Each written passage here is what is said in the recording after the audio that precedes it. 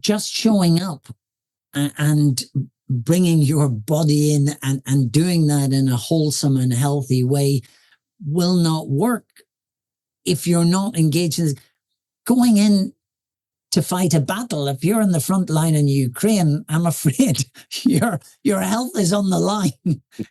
Immediately. You better have some support and some armor. Otherwise you're going to be in trouble. Right. Exactly. And a decent strategy to keep you safe. Yeah, so, for sure. Welcome to Safe Space Made Simple, a practical podcast that guides clinical leaders and healthcare managers to create trust and support with their teams. I'm your host, Trace Hobson. Join me for weekly interviews, practical tools, and inspiring transformational stories of bringing people together in healthcare. Now, let's dive in. Hi, everybody. Welcome to Safe Space Made Simple. I'm really excited to have John Leary Joyce on today's show, who is a pioneer in the field of systemic coaching, systemic team coaching, gestalt coaching, and he's also the founder of the Academy for Executive Coaching as well. We have a wide-ranging conversation on systemic coaching and how that relates to psychological health and safety. And John also shares his wisdom of experience with our audience. I hope you're going to enjoy this show. I know I did. And so without further ado, let's get right into the show. So John, first of all, just want to really thank you for being with me. I know it's probably a little later there right now. You're in England right now, are you not? Yes, just outside London. Yeah, so welcome here. Thanks for being on the podcast, John. Yes, well, it's dark, of course.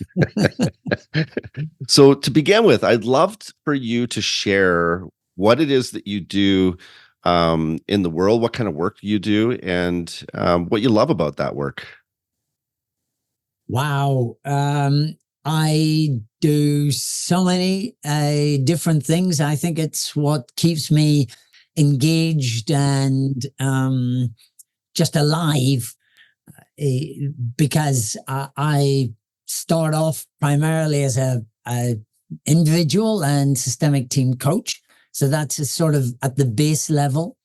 I'm also CEO of the Academy of Executive Coaching.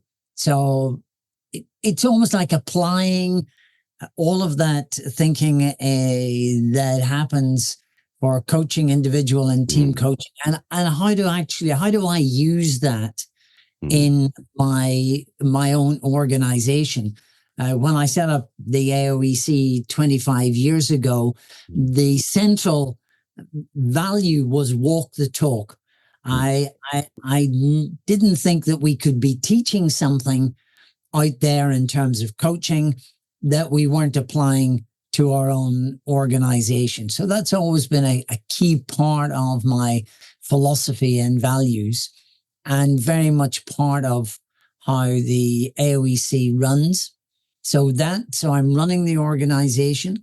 I'm a coach, and I do a lot of training. I love teaching and training. Nice. My background is in Gestalt. Originally Gestalt psychotherapy and then Gestalt coach. So I have a specialist perspective on Gestalt, which I love teaching about. I'm doing that for 40 years, really.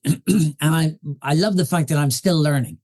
Wow. I still getting to grips with this whole Gestalt philosophy and practice. Well, so thank you. I feel like you're a forerunner for me, because I've been a coach now for about 10 years, previously an executive, and then integrated coaching into my executive leadership practice. And so as I'm listening to you doing this 25 years ago and teaching for 40 years, I feel like I want to say thank you. Thank you for being a forerunner for me. It's amazing. Yeah, and it's fascinating. I look back on papers that I've written and conversations I've had, recorded somewhere, and just see we were pioneers and we're having such great fun pioneering. I mean, we were part of the ICF, one of the first, in fact, maybe the first executive coach training organization that ICF accredited as an ACT ACP accredited coach training organization program. So we were pioneers, and of course, falling over ourselves and, having to learn and develop the thinking as it went on, but very exciting. Yeah. Well, I really appreciate the way that you're talking about a practical application of what it is you're learning, because I'm of the same ilk as well. I believe that anything that I'm learning, I want to immediately practically apply it. So a live laboratory, if you will. And so I'm doing that in my field, but I would love to hear a little bit more about what your definition of systemic team coaching is, and also how that relates to your practice as a gestalt specialist, as you said. Yes, of course. I hadn't got round to saying, and of course, a big part of my life and work has been systemic team coaching. That was such a synchronistic event. Just to say a bit about that first. Yeah, please. I knew Peter Hawkins. I knew him when I was like 25, 30, way back when we were both in the psychotherapy profession, and then connected again in various ways. And then he was telling me he was in 2009. He was talking about this idea of systemic team coaching and the 5 disciplines model. And for me, it was really a light bulb. I write about this in our little book, Systemic Team Coaching book. And I write about that moment of realizing that I was missing something, both in my individual coaching and the teamwork that I've been doing, which was very much about team building stuff and team development, and really not understanding or really getting to grips with systemic nature, how to include our stakeholders, how to recognize who they are, how to bring those in to the team dynamics and the team development aspects. So meeting with Peter then, and then developing a pioneering program, which we jumped into, a 1-year systemic team coaching diploma program. Again, like when I started in 2000, we were saying, so how do we do this? How do we transfer this knowledge that we've got and make it available to others? And for me then, linking it to my gestalt idea. And gestalt and teamwork fits incredibly well together, because gestalt is about working in the moment. You're here with your client in front of you, and you're engaging in the relationship. Eric DeHaan has written a lot about relational coaching and relational teamwork as well. And gestalt sits in there because it's about the quality of the relationships. And of course, when you're working with the team, they're there in front of you. Right. You don't have to consider what's happening before or after or what else is going on. You've got the team live in front of you, and their interactions together. It then is the gestalt aspect that comes in to this work. So in our 5 disciplines model, the co-creating the team relationships is the component that where gestalt sits most perfectly, but also how do we manage the relationships with our stakeholders? The other part of the 5 disciplines model where gestalt doesn't sit so well is in the task function, about how the team works out its strategy, its directions, sets up its processes and its measures, and it sorts that out with its stakeholders, the commissioning part. That doesn't sit within a gestalt framework, because gestalt is all about relationships. So I'm not sure whether you can picture the 5 disciplines model, but the 4 quadrants, which is the task, the top 2 quadrants are to do with the task of the systemic team coach. And then the bottom 2 quadrants about managing the relationships. And of course, applying this within my own business, within the AOEC, is absolutely central to my work as a CEO, is understanding and working on the strategy for us as a team, but also paying close attention to how we function as a team. And we're just about to go off on our team development day later in the month, where this will be the focus. How we get on together, what are our strengths, what are our limitations, what are the things that we'll never be good at, and then how do we contribute that to making a good team, because everybody brings a different strength. And as we talk about on the Systemic Team Coaching Certificate Program, we talk about how do we maximize the contribution of the difference in the team members. Wow. So I just get carried away. I know you love this work, and I'm getting that. It makes me really curious. I appreciate the way that you're connecting systemic team coaching and being in the moment with relationship and relational equity, because I think that without being able to be present with one another, we're going to have a really tough time being able to develop relationships with each other and with the team or the system. And so I'm curious, when you think about that, what are some of the ingredients that you notice are really helpful for you as a leader to be able to be present, especially if under pressure? And what do you suggest are some of the ingredients that would be really helpful for leaders that are under that sort of constant barrage of stress and busyness? What would they need to do to be able to be present and begin to listen in a different way? So obviously they need to do all of the stuff around practical time management and good organizing and sorting out how they do all of the delegation, all of the great stuff out there in books and programs around leadership development.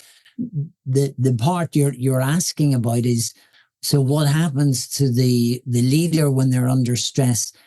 And for me, it's about just acknowledging that, being open and asking the team for help. So many CEOs feel like the kind of isolated hero, that they somehow have to carry all of this stuff on their own. But the stress needs to be shared. It needs to be understood. To what extent this is systemic? Is there other forces coming in that are out of their control and maybe just need to be weathered? But for me anyway, and with my team, it's about being transparent. When I'm struggling, can I say that? Can I share that? Can I make sure that my team members, my colleagues are able to talk about their stress and what I can do to support them? And sometimes you just gotta power through. Sometimes I'm up at 4:00 in the morning, whenever there's something on that needs to be done. I've just got to push through and get up and get on with it. But that's not sustainable. Right. So I know for myself that I have to say, right, okay, for this week, it's going to be hell, and I've got to just get my head down because the crisis is looming. But I know that has to ease up. I have to have a break. And so I've no hesitation in encouraging and pushing my team to fill what's needed at the time under stress, but knowing that is not sustainable, and people have to have downtime. if it looks like there's going to be another week or another month, then we've got to change. We've Right. got to bring in resources. We have to say, look, okay, so we've got this project, and this happens to us all. We've got this project. It's too much. Let's outsource. What do we need to bring in? It's going to cost us, but we've chosen this strategic direction. This is what we're aiming to do. We've got to invest in it. Right. So many leaders are trying to squeeze more and more out of their staff.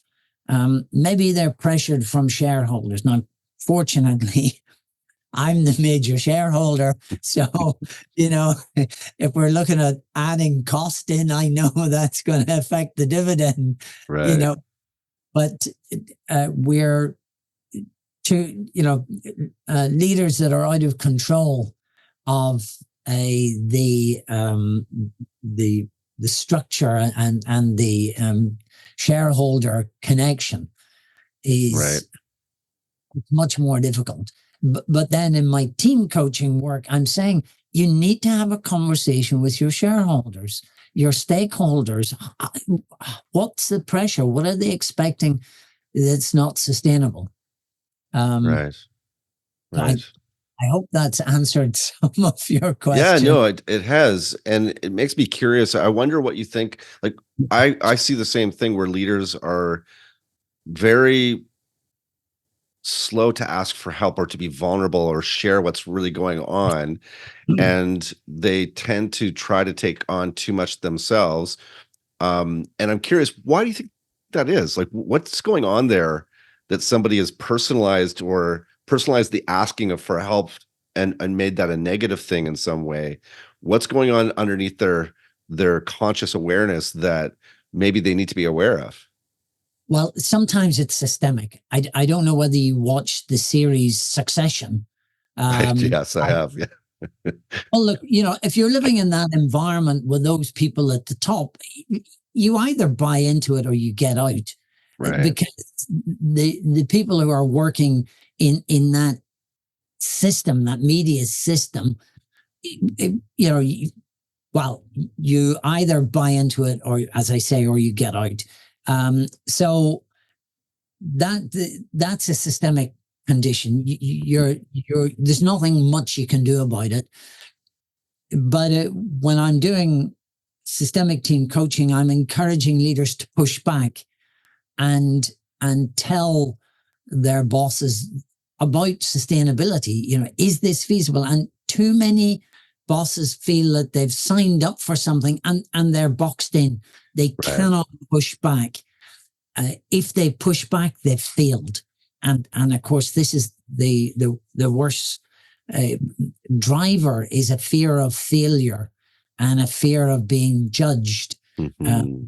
And being compared with others. And of course, we endlessly see the heroic leaders. They're up there. Right. And I remember Mayor Giuliani was up there as being, the great heroic leader leading New York Metropolitan. And we look at him now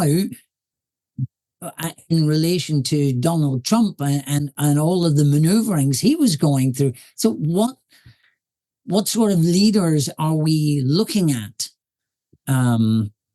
in terms of the models that we're going for? Yeah, and what kind of systems are we creating that are perpetuating those kinds of leaders as well that may not be serving anymore as well? I had a thought leader on here, Dr. Sandra Bloom, on our podcast, and Sandra has done incredible work in really putting some language to what we're talking about in stress, distress, and trauma that becomes a systemic phenomenon. So her phrase that she coined is trauma organized systems. And what we're finding in healthcare in Canada, and really I'm seeing this with my colleagues all over the world, healthcare systems are trauma organized many times, or distress organized, so that the system's actually perpetuating more and more of the same. And so I wonder what we need to do from a systemic perspective, especially as we're talking about systemic team coaching or organizational systems that we're trying to coach to see transformation happen. What are your thoughts about how we actually affect those larger systems that may be trauma organized or producing cumulative stress that are far beyond what we can take as a human being? Yes. It's an interesting question, because some of the like healthcare organizations are literally managing traumatic events. Right. That, illness, death is part of the job. So you can see that the trauma is built into any emergency rescue service that's dealing with that, has that built in. But making washing machines should not be should not have a trauma in it at all. Building cars should not be. These are not organizations that should have trauma within them. Right. Yet you have to look at how do they become like that. And I'll have to go back and read her material and her books. I've just seen it recently, but not got into it yet. But I suspect that it's because it's being driven by maybe leaders who have some sort of trauma background that they are driven by. And therefore they are creating a crisis situation that is just about bad management in effect, that their internal crisis mentality. Now, businesses, of course, go through major crises and businesses die. The business dies. But I think you mentioned something about personalizing it. And Barry Oshry has his wonderful book called Seeing Systems, where he says that hierarchical structures have embedded in them a level of stress and habitual responses and almost like knee-jerk reactions to, he talks about tops, middles, and bottoms. And that if you're a middle, you're caught between trying to please the tops, what's expected of you, and also trying to appease and manage and cajole the bottoms. Right. So Oshry would say that in it, when it gets out of hand, it becomes a traumatic event because people are getting carried away and getting caught up in these systems and getting burnt out. So a good friend and colleague of mine has done a lot of work on burnout. So you're getting almost a trauma response there often at the bottom end, being fueled by pressures from the top. So it's really the psychology of individuals that's multiplying within the system and creating a trauma-related organization. But it shouldn't. This is not. I think to your point earlier about how do we develop relationships if we can't be present with each other? And yet, what I do know about trauma and distress and cumulative stress is that it's a construct that really robs you of the ability to be present. In fact, that's a survival skill to not be present, to sort of fragment that present moment off and be in constant perpetual motion for flight, freeze. Yeah, yes. All of that. So it makes me wonder. So as a systemic input, I have this energy technology called my body and my awareness and my consciousness that I walk into and show up with as my primary instrument of practice.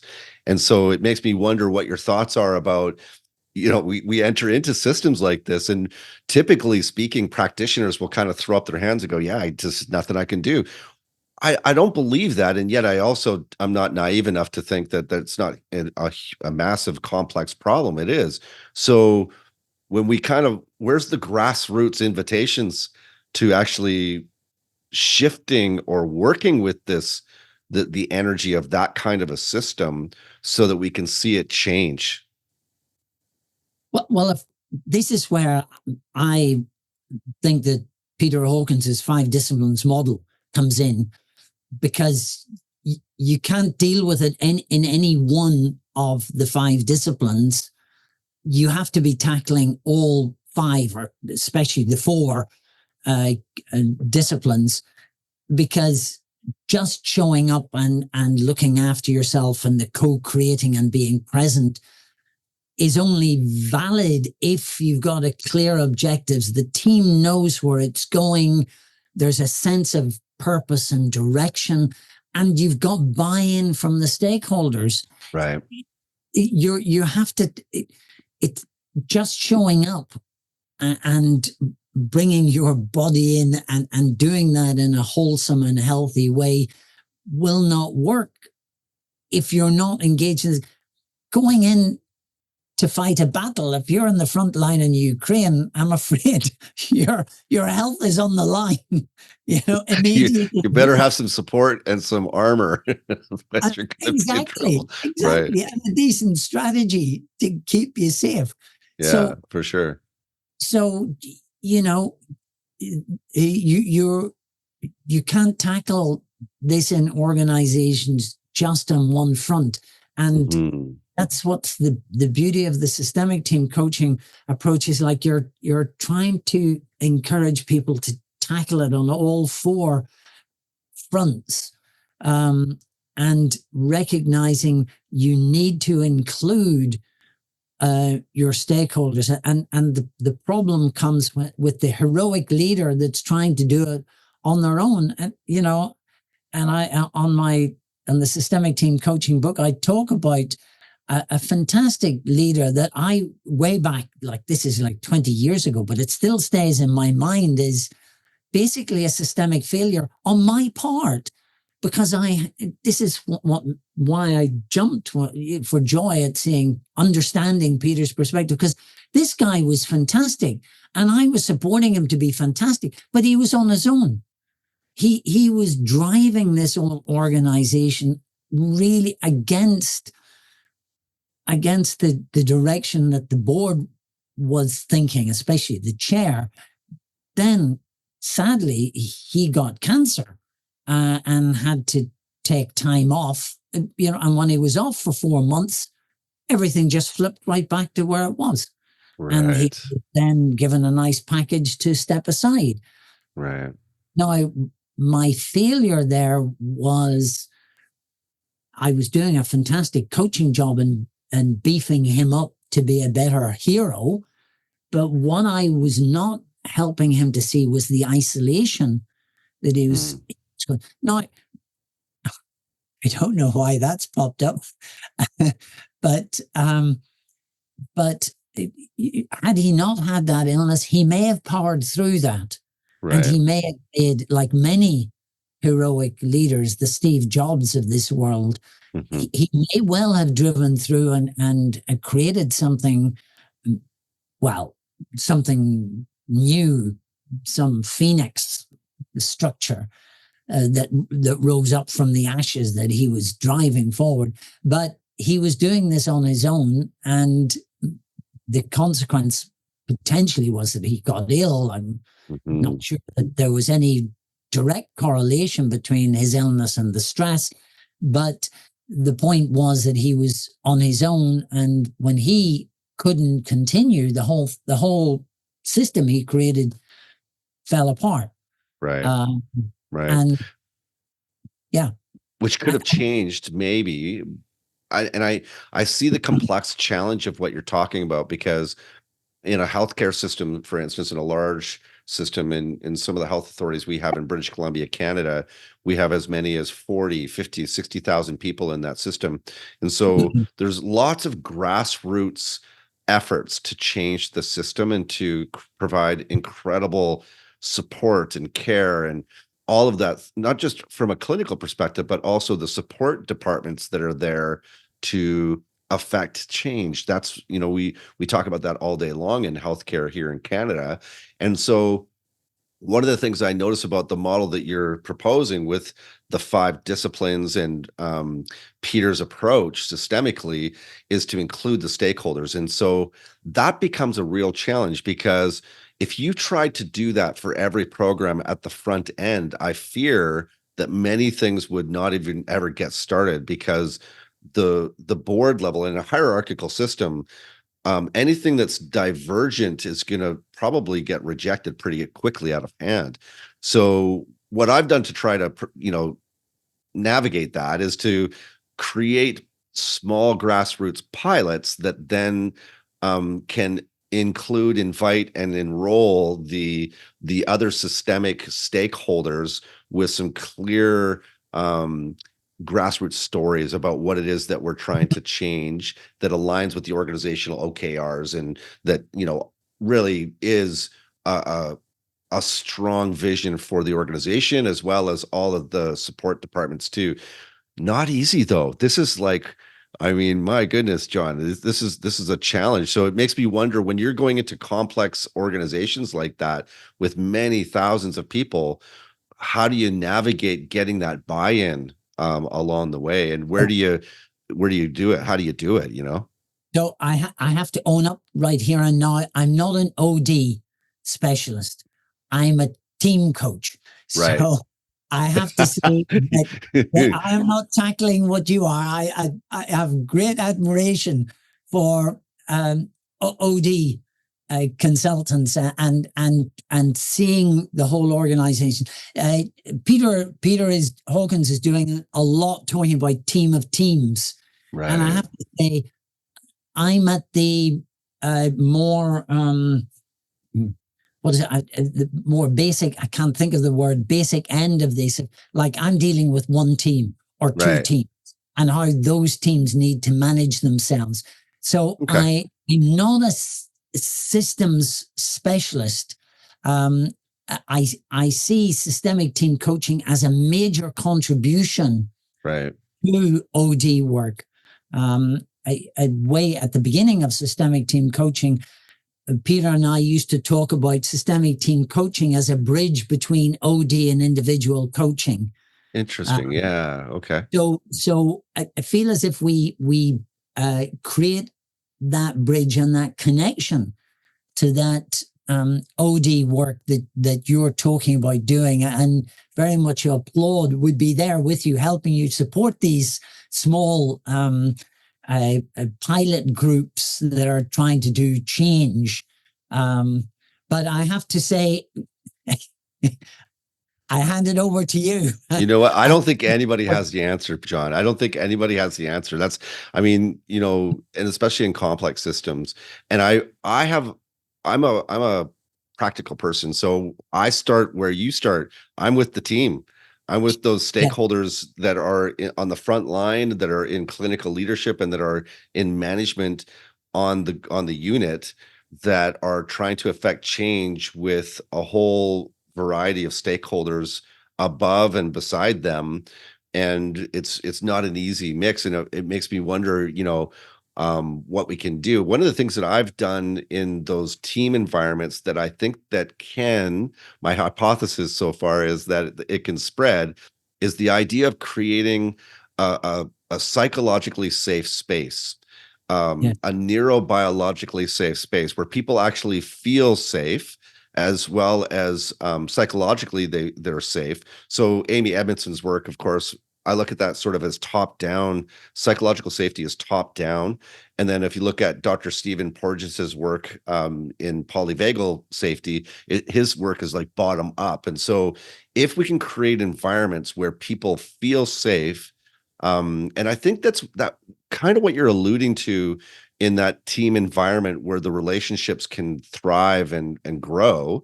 I'm curious, in your experience as a systemic team coach, what are you doing to create a safe space like that, where people feel safe, top down and bottom up? The interesting thing is you create safety through pushing through or managing difficult situations. Yes, you do. Yeah. Providing cotton wool around someone is not going to create long-term psychological safety. Right. The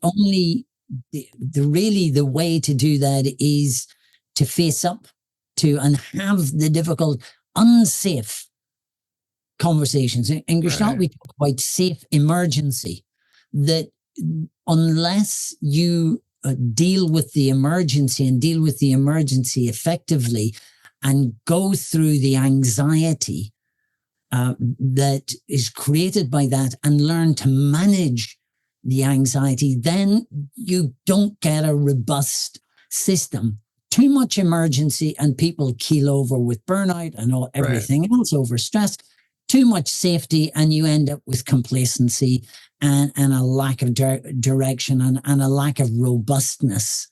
And this is what I was saying earlier with my team and with myself. Look, guys, we just got to push through. We got to do the extra hours. And this is a tough time and we've got to grasp the nettle and go for it. But we can't keep doing this. This has to be something that happens for a short time, like a sprint, because we're in for the marathon here.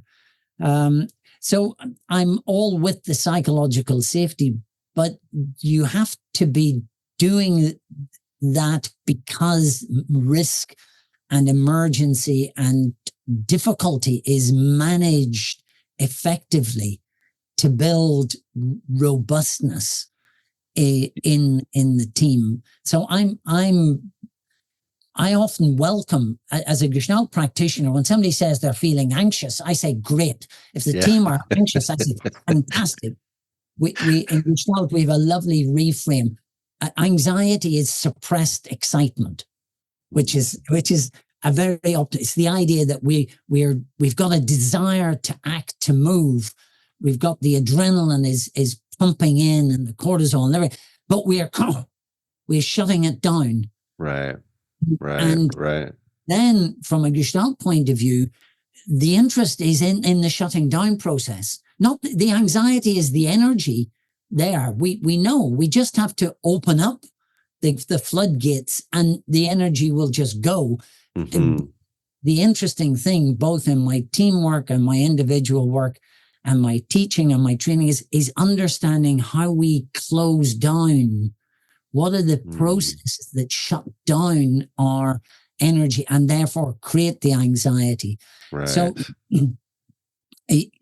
obviously there has to be enough psychological safety to allow the exploration of that shutting down process. Because if the shutting down is coming from outside, then there is a real reality to this anxiety. I cannot, it's too dangerous to open the gates because I'll be fired.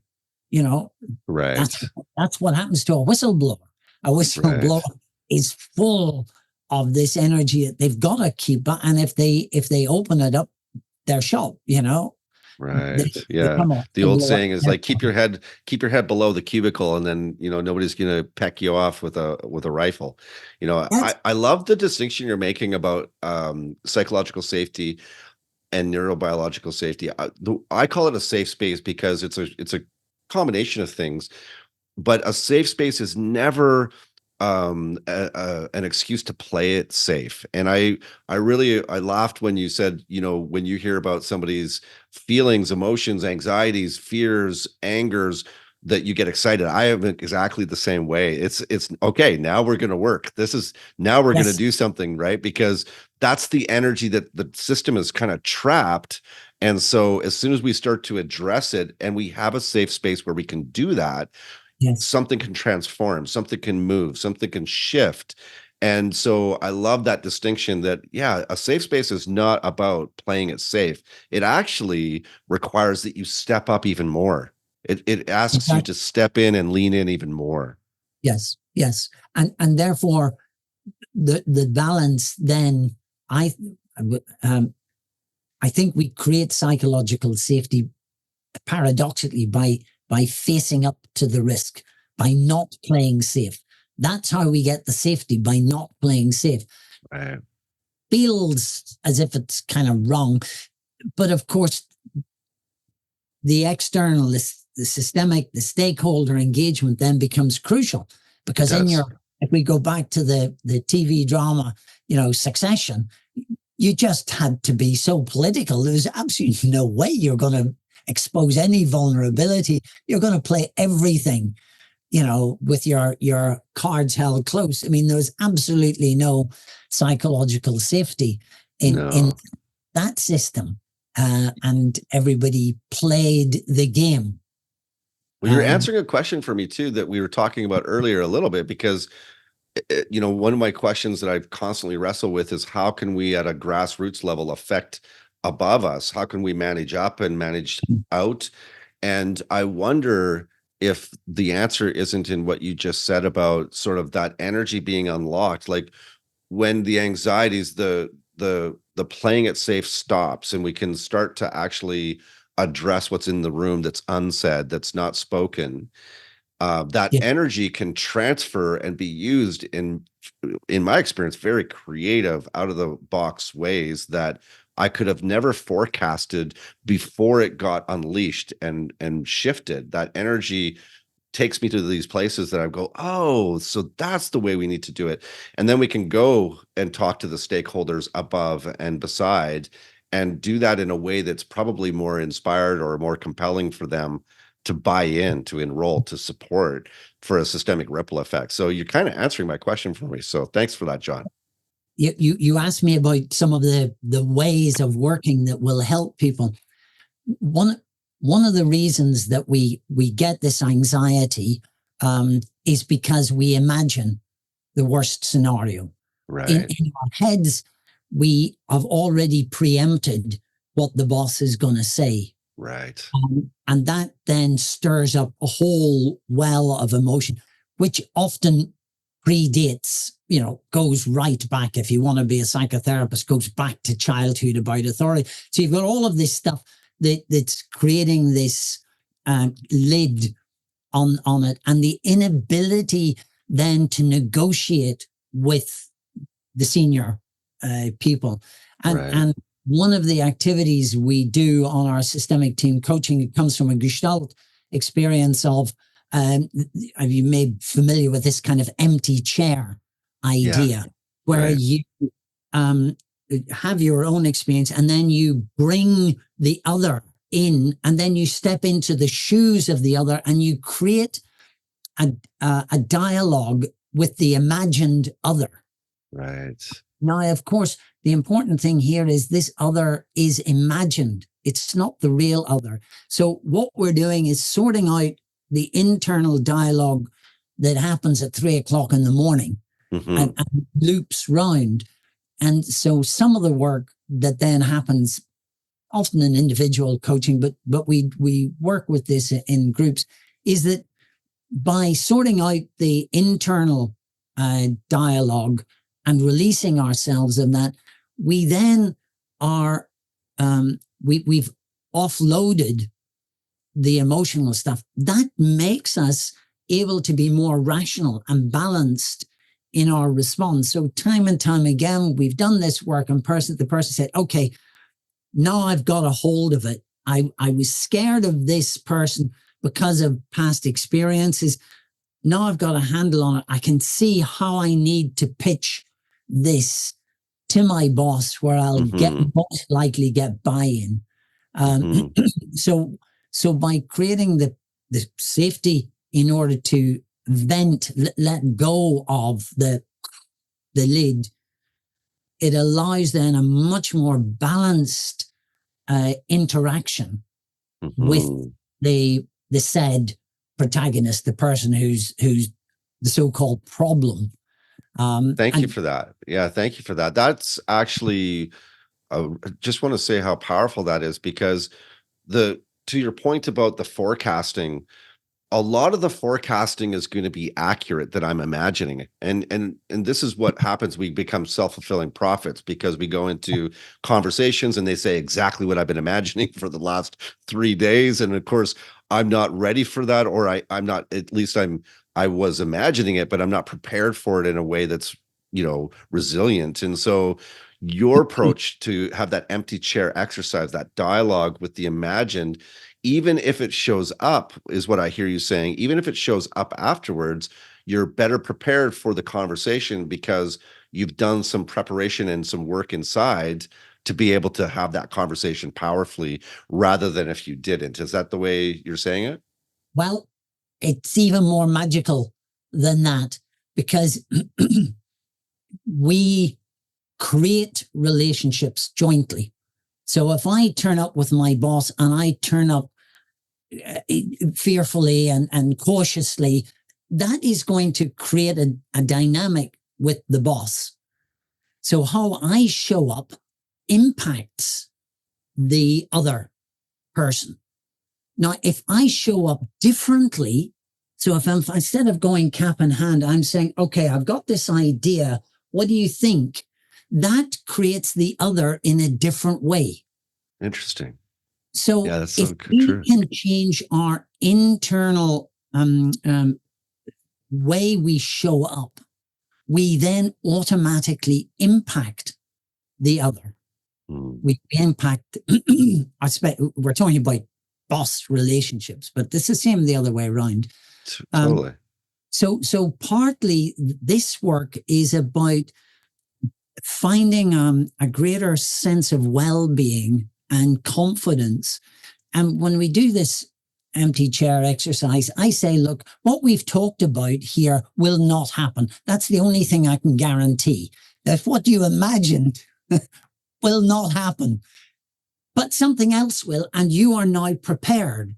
What you are is you're agile, you're responsive, you're able to adapt because you've freed yourself of some rubbish, internal negative belief system. You've freed yourself up and you become more flexible and adaptable and more robust in yourself.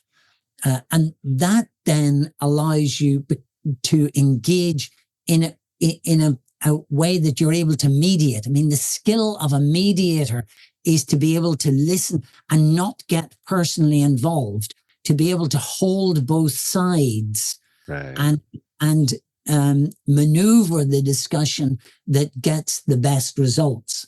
And if you're feeling solid and confident in yourself, then you have the capacity to do that negotiation under stress.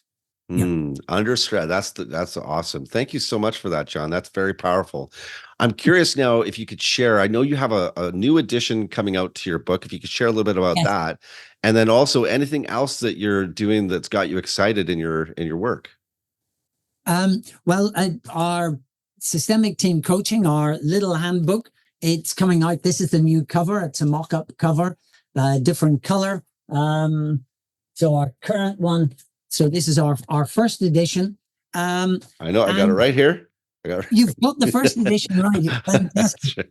I was disappointed because the course I'm in for this started January the 8th, so I couldn't wait for the second edition to come out yet. That's right. So we're just due to bring that out very shortly. Nice. Obviously, the key thing we wrote this in 2018. The key thing that's changed is the whole coronavirus lockdown, virtual working. So a big chunk of the addition to this is what do we need to do to work virtually? How do we manage that?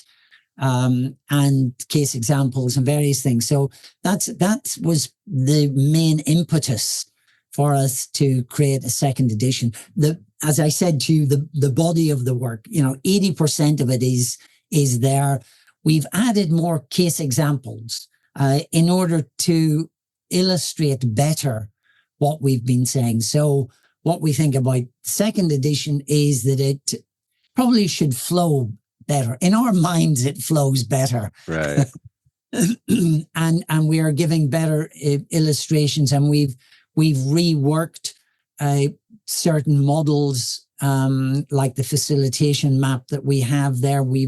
Through experience over the years, we've just reworked it. We've shortened it a little bit. We've given better descriptors of it. When in 2018, the how to develop yourself as a systemic team coach, there was only one route. You did our program and that was it. Now there are lots more opportunities. There are virtual programs run by coaching.com that provide a virtual structure for this work. So there are many more avenues and opportunities. So we write now here about the journey to becoming a systemic team coach, rather than explaining our way of doing it. We've opened that out much more. When does that book come out, John? Well, that's a very good question. I'm totally responsible for it. So, I'm sorry, I didn't mean to put pressure on you, man. No, there's loads of pressure on me. I'm now, it's AOEC Press is our publishing business, basically me.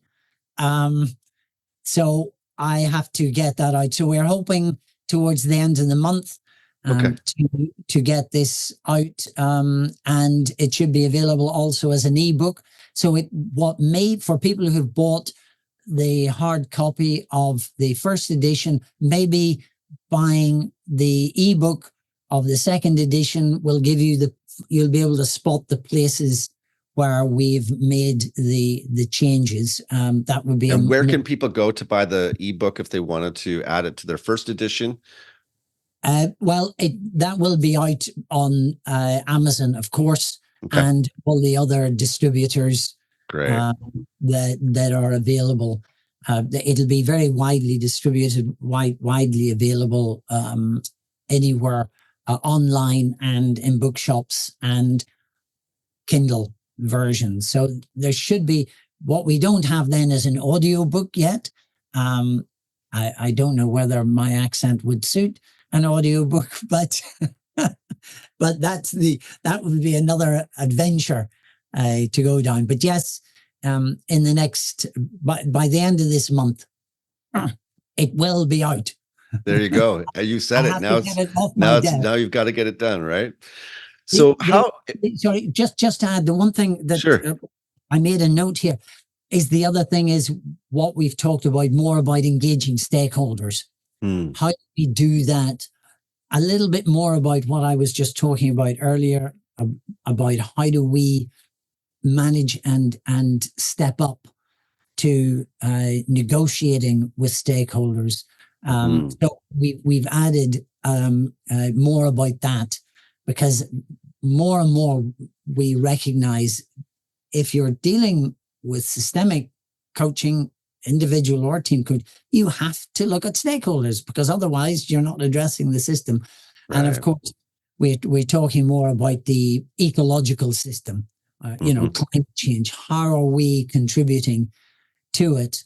And the massive changes that happen. Coronavirus, of course, is one of the massive impacts on our personal and business and, national life. We're having great fun with our former Prime Minister having to go through his coronavirus, how he managed that service, our esteemed ex-Prime Minister. But there we go, reaping the benefits of a different type of leader, and how he managed our government at that time and the crisis, or didn't manage it. So how can people get in touch with you if they'd like to learn more about your work? What's the best way to do that for them? Well, AOEC.com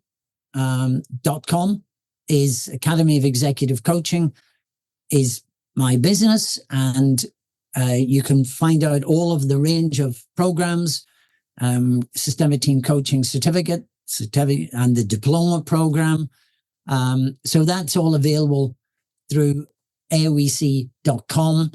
I also have a small specialist area, my gestalt.uk. So I have my own little website, because I do this as it's my hobby, as it were, on the side. So gestalt.uk, if anybody is particularly interested in Gestalt. And my Gestalt book, Fertile Void, while we're here. I don't know whether have you got this? Have you I got don't know. Oh, wow. Well, there you go. I got to buy that copy too. You've got to get that copy as well. But that's really a very specialist perspective for those who want to understand how Gestalt can be used within coaching and within teams, really within the 5 disciplines model, the co-creating component of the 5 disciplines model. Nice. So John at gestalt.uk gets me that. John at John.Leary-Joyce at aoec.com gets me there, or LinkedIn. Of course, I'm there. I'm hopeless on Facebook, so don't try to find me on Facebook or Instagram or anything else. I can just manage LinkedIn. So that's the other obvious place to. Yeah, that's a great place to connect to. Thanks so much for that, John.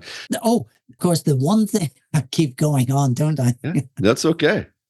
The one other aspect that I am that really informs me and is dancing tango. I don't know whether you know, but I'm a passionate Argentine tango dancer, and have been for nearly 20 years.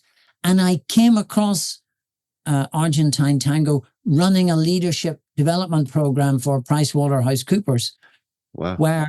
Where my co-leader said to me, she said, what we're talking about in terms of leading and following, how to be a leader that invites the follower and mobilizes the follower to respond. She said that this is just like the stuff that I'm learning in my tango. I said, wow, yeah.